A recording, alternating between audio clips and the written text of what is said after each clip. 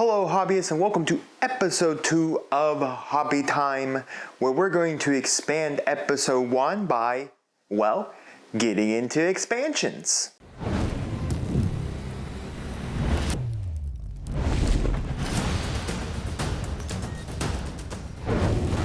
So in episode 1 we discussed how to get into the game by finding the genre that appeals to you, find the games in that genre, searching out YouTube videos, how to play, playing with friends, going to locals, anything like that, and then of course acquiring a core set of the game you want to try. But we can only play for the core set for so long. The core set only comes with a few models. It only comes with a basic rule guide. So you want to be able to expand those rules. You want to be able to expand what you have, and that's today's episode. As I said in the intro, expansions. Now there's two expansions. There's the rules expansion, and then there's the model expansion. So the rule expansion, we'll go over that first because it's extremely quick. Some games will only come with quick starter guide rules. These are just simple rules to help you get on the table, play some practice scenarios, and help you understand the game altogether so that you can, of course, continue playing the game. But those are just quick little starter guide rules. They don't give you all the expansive rules, the different scenarios to play, all that. You need to get into the expansion rules, the actual physical rule book.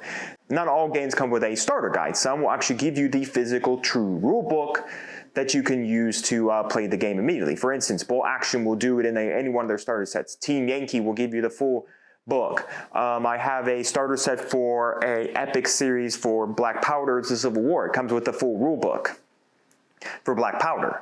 So some games do come already with the full rule book. You don't have to go buy it. But some games will only give you a quick starter guide little pamphlet that comes with your game, so you do want to go make sure you pick up the full rule book. But again, only pick up the full rule book if you like the rules. Now some rule books are free. For instance, again, all Atomic Mass games, more expansive rules are free online, so you can just print it out on your own leisure. All you have to pay there is the ink for your printer. Now to the other side, the model side. And this can be pretty tricky because most games have mass expansions and models you can pick up. For instance, Star Wars X-Wing, in the core set you get 2 TIE fighters, and I believe you get an X-Wing. So basically you just get 3 fighters. It's a pretty simple core thing to work with.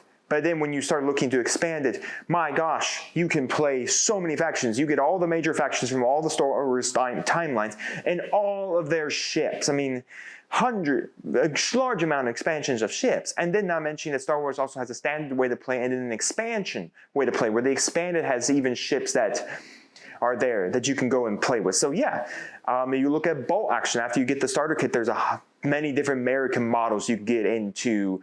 You can go many more German models. You can get into the Russian models. You can get into the Italian models, into the Japanese models. Battletech has hundreds of different mechs, tanks, flyers that you can all play. Marvel Crisis Protocol. You got plenty of other Marvel characters out there to paint up. Team Yankee. You got the starter set comes with Russia and America, but of course then you can expand all the American tanks in some starter sets and all the Russian tanks in some starter sets, and then, or you can get into all the other nations like Eastern and Western Germany. You can get into Israel, you can get into NATO, you can get in Great Britain, and I think Nordics are even coming out. So I mean, every miniature game has mass expansions, and it can be kind of daunting to figure out, well, where do I expand? Where do I start expanding? So there's a couple of easy ways to get into that. First, check if there are expansion little kits. A lot of games will come out with mass amount of models and these little kits that give you expansion. For instance, Combat Storm for Warhammer 40K. Team Yankee has Pacific, like large-scale army box sets, which come with a bunch of tanks and stuff for one Pacific nation.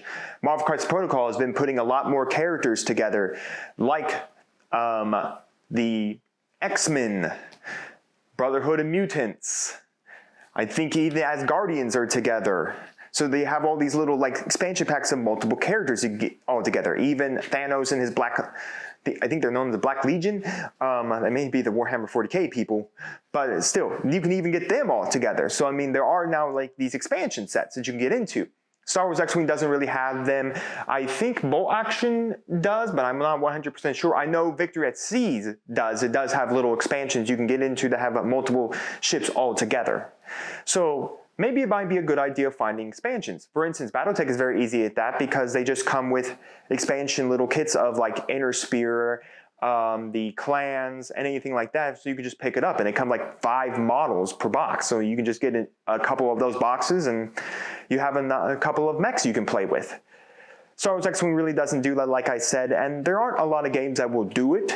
But if you do find a game that has these like bundles for expansions, that's a great way to get into this, because again, you already have a bundle that you can expand your core set with, and you're not spending a lot of money buying individual little models. But what if your game doesn't have that ability? Like Star Wars X-Wing doesn't really have bundles, like I can pick up a bundle of Rebels, or a bundle of Separatists, or a bundle of the Empire. Then you're going to have to buy individual models. And it's the same way with like Star Wars Armada as well. And Star Wars Shatterpoint's a little different, but if that's the case, then it might be a good idea to do some research. In Star Wars X-Wing, it's pretty easy. What time period do you like to play? Do you like the Rebellion and the Empire time period? Then concentrate on the Rebellion and Empire fighters. Do you like the Clone Wars era, the Republic versus the Separatists? Do you like that era? Or maybe you're into the Disney era of the First Order and the Resistance. Maybe you like that era. So then you research some of the fighters that come out in like standard. I would not get into expanded play, but I'd get into standard play. Just research what some of those fighters are, like getting more X-Wings, getting some Y-Wings. Maybe even have like a favorite fighter, like Y-Wings or A-Wings. Then pick up some Y-Wings and A-Wings. Maybe you're really into the Empire's TIE Fighters. Pick up more TIE Fighters. There's lots. Maybe you're into the TIE Interceptor. Maybe you're into Darth Vader's TIE Fighter. Maybe you're into some of the bigger looking models. And then pick up some of those. Now, where would you want to pick these up? Now, that is another important thing. Where do I buy them? Well, I would tell you straightforward, your local game store. Listen, your local game store is there for you. They put up tables, they have time for you to come and play, they put on tournaments, they get tournament kits, or heck, even if they don't, maybe they're just there and they'll let you come in, set up, and play a game or two. Support your local game stores, people. That's who you should support first. If they don't carry the product, check to see if they can get you the product. Again, support your local game stores. If they can't get the product, okay, I understand. Maybe they don't want to even get into it. But if they do supply the product and can get you the product, then support them 100%. Support your local game stores. Next, try affiliation links before you go. Go online, check out YouTubers' affiliation links, and go buy from them. A lot of times you can save a lot more money than buying from the main company. For instance, Games Workshop sells their models at a pretty steep price. But if you go to an affiliate link, a channel like, say, Auspex Tactics affiliate links, you can actually get your models at like 15% off of what Games Workshop is asking. So you can save some money. So going online and maybe finding some third-party retailer stores. There is always eBay as well, and I do highly recommend eBay because what you can get off eBay is secondhand stuff. Now, yes, some people are always a little afraid of secondhand stuff getting broken and, you know, maybe it's not in the best condition or maybe it's dirty, but it is pretty cheap. There's a reason why a lot of model and hobbyists a lot of times will buy secondhand models off of eBay, strip them, and then repaint them. It's cheaper just to simply buy the stripping material than it is to buy an entire box of Space Marines from old Games Workshop. And maybe you really want to do that. Maybe you found somebody who's trying to sell a whole bunch of models that they no longer want, half-assembled Space Marines, and that's great. Buy those half-assembled Space Marines for a better price. Strip them yourself. There's about 100 different channels and YouTube videos that tell you how to strip paint off of models. Strip them, reprime them, paint them up. It's as simple as that. And again, eBay is really great because it's a secondary market. You can go find Star Wars X-Wing models you want. Maybe you can find those box sets that you want that have the big expansions. Maybe at a cheaper price than what the main party will sell it. Maybe you want to just pick up a few models here and there. You can just pick them up and go for it. Maybe you even get lucky and you find a lot for a good price. A lot of just models that you want to play for your game, just a big old lot for a very good price. You can pick those up off of eBay.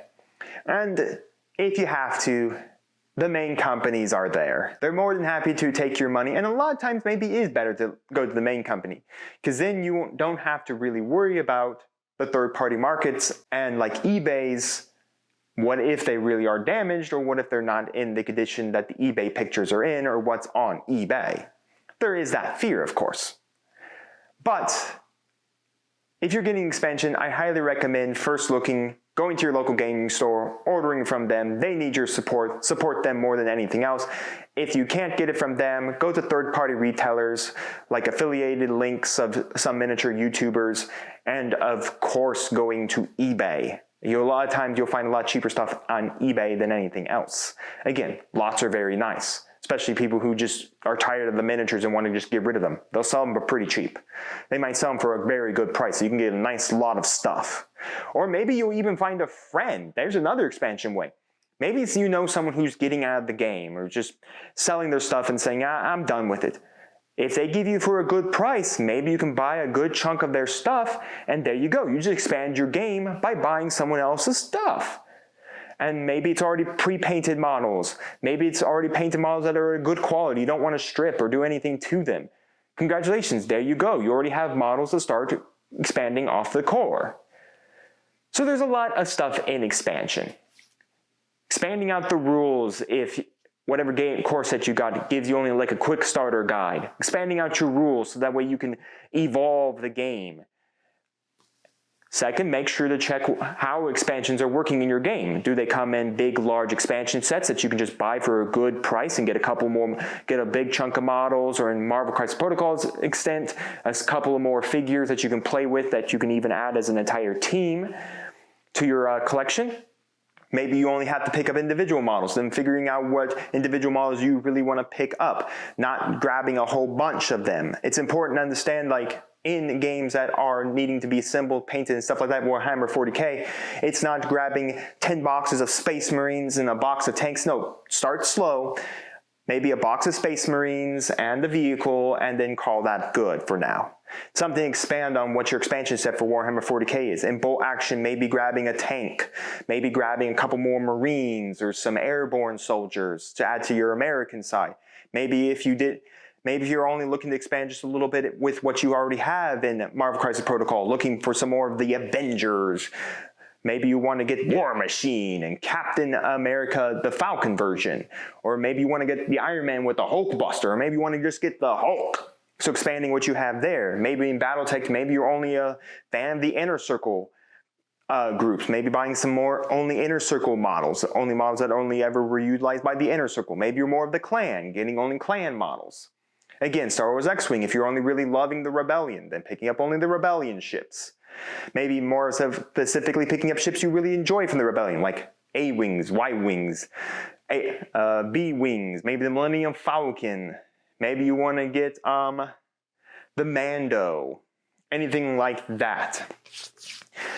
And then third, if you are going to get expansions, visit your local hobby store, pick up all your stuff from them, or see if they'll order anything for you. If not, third-party retailers like eBay and affiliate links are a great place to go. And then if you still can't find what you're looking for, there's always the main sellers like Games Workshop, Atomic Mass Games, Battlefront, and of course Warlord Games. So I hope this helped you out with now getting past your core set and expanding into it. But clearly you have all of this unpainted plastic if you're buying games that have to assemble and paint. So next we're going to be discussing paints in episode 3, understanding what paints you kind of want. How should you get into painting? Should you buy this big collection of paint, or should you buy just a couple of bottles, maybe some simple colors? We'll discuss that in episode 3, but let me know down in the comments, how would you move on to expanding your core set? Do you think that you would rather just dive into a few more models? Do you want to even expand it into a whole completely different territory? Like, you got the core set, but now you want to expand, say, past the core set, get into models that don't even affiliate themselves like the core set. For instance, maybe in Team Yankee or Flames of War, maybe you've gotten Germany versus America, but you want those Russian models. Well, In Flames of War, you'd have to buy the Russian models altogether. But maybe in Team Yankee, you don't want America and Russia. Maybe you want Great Britain's tanks. Okay, pick up those Great Britain tanks. So let me know down in the comments your thoughts on expanding and anything else you'd put on rules to help you expand in past your core set. And we'll see you here next time on Mama Dragons Miniatures in episode 3 of Hobby Time.